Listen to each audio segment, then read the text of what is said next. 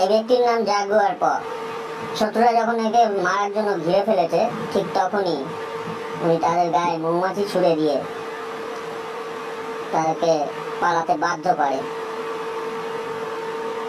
এবং এরপর তারা যখন দিকভ্রষ্ট হয়ে যায়, ঠিক তখনই সে সেই সুযোগে হঠাৎ একটা ব্যাঙ দেখতে পায়, যে ব্যাঙটা ছিল খুবই বিষাক্ত। বিষাক্ত ব্যাঙ, এই বিষাক্ত ব্যাঙের বিষ নিয়ে একজনের উপর প্রয়োগ করবে বলে সে সেই ব্যাঙটি ধরে নিয়ে যায় এবং গাছ থেকে কিছু কাঁটা ভেঙে নেয়। এরপরে সেই কাঁটাগুলোর মধ্যে আস্তে আস্তে বিষটা লাগিয়ে নেয় এবং সেখান থেকে দ্রুততার সাথে চলে যায়।